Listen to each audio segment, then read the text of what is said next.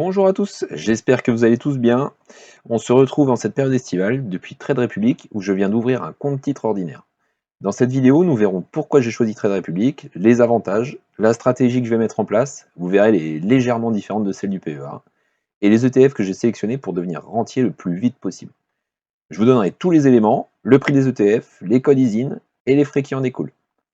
Et à partir de maintenant, même titre que le PEA, je vous proposerai un suivi du CTO qui sera réalisé en milieu de mois.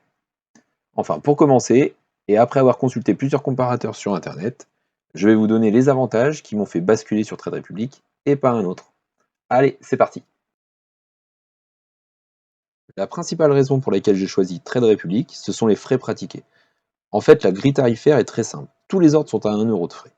Donc si vous faites un achat, ça vous coûtera 1 €, quel que soit le montant de l'ordre. Et si vous faites une vente, ce sera également 1 €. C'est extrêmement faible si vous investissez de grosses sommes, mais également beaucoup en cas d'achat inférieur à 100 €.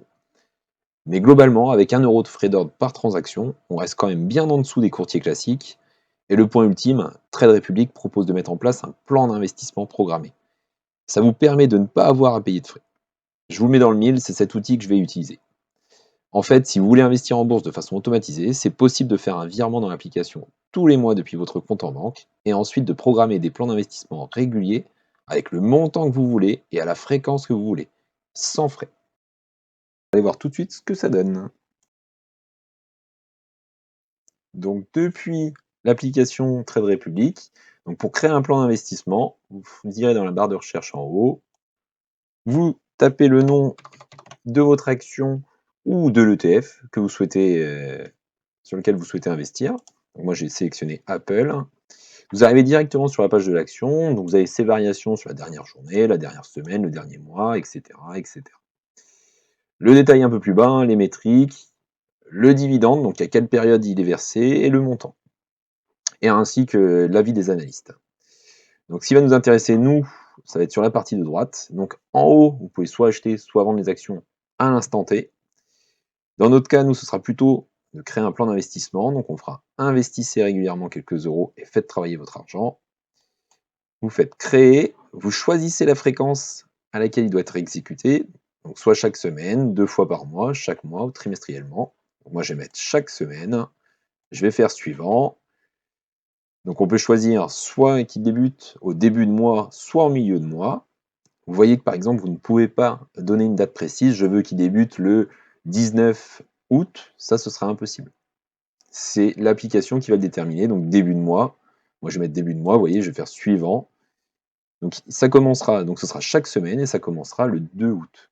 Et là, vous allez sélectionner le montant que vous souhaitez investir. Vous pouvez très bien mettre 10 € chaque semaine à partir du 2 août. Donc 10 €, je vais faire suivant.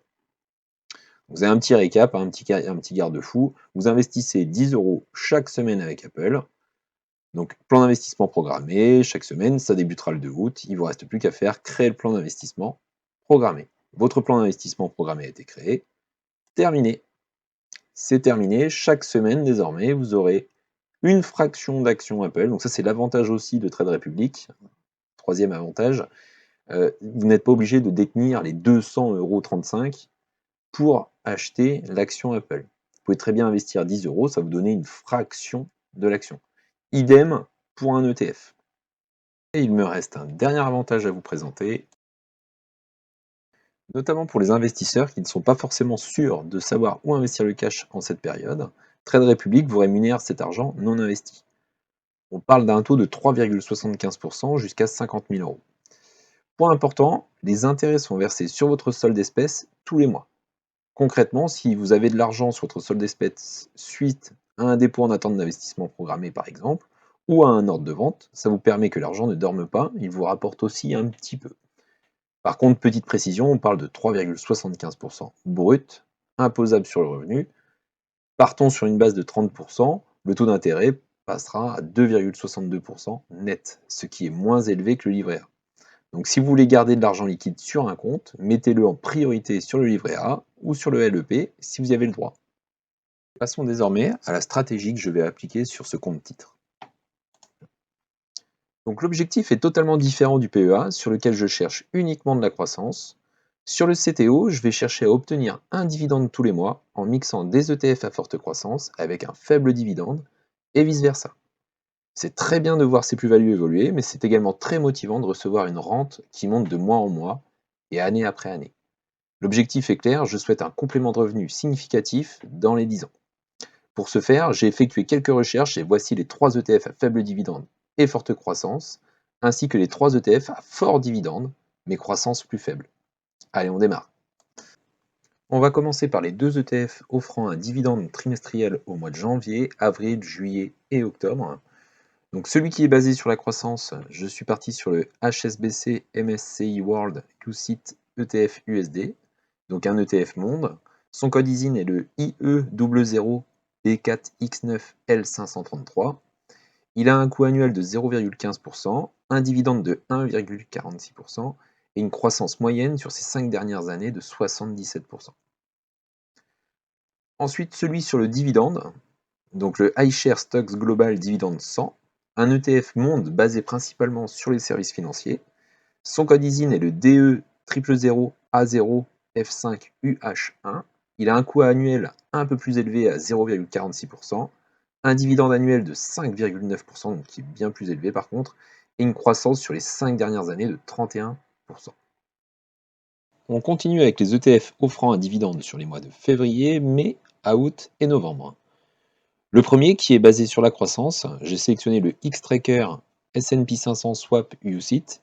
Comme son nom l'indique, un ETF basé sur le S&P 500. Son code ISIN est le LU 2009 14 77 57. Il a un coût annuel de 0,07% pour un dividende à 1,17%. Une croissance de 35% depuis sa création le 8 juin 2022. On a un faible historique sur cet ETF, mais j'ai envie de le tenter, notamment grâce à son coût très faible et son encours très correct. Concernant le second ETF, que j'ai classé en mix et non en dividende, je suis parti sur le Fidelity US Quality Income UCITS. Il est basé sur les sociétés Quality des États-Unis. Son code ISIN est le IE00BYXVGX24. Il a un coût annuel de 0,25% pour un dividende à un peu plus de 2% et une croissance sur les 5 dernières années de 85%. Et pour finir, les ETF offrant un dividende sur les mois de mars, juin, septembre et décembre. Tout d'abord, le Vanguard S&P 500, certainement mon ETF de croissance préféré de par son coût annuel très faible et son encours immense. Son code ISIN est le IE00B3WXRP09. Il a un coût de 0,07% pour un dividende de 1,07% et une croissance de pratiquement 100% sur les 5 dernières années, malgré la distribution d'un dividende. Ensuite, l'ETF dividende, qui n'est pas mal non plus, le Van Eck Morningstar Dividend Leader. Son code ISIN est le NL0011 68 35 94. Il a un coût annuel de 0,38% pour un dividende de 4,37% et une croissance tout de même de 74%. Seul son encours est un peu léger. Voilà, c'est la fin. Merci d'avoir suivi cette vidéo jusqu'à sa conclusion. Si vous avez aimé ou apprécié ce contenu, vous pouvez vous abonner sans oublier d'activer cloche et notifications pour être prévenu dès la sortie d'une nouvelle vidéo. À bientôt les amis!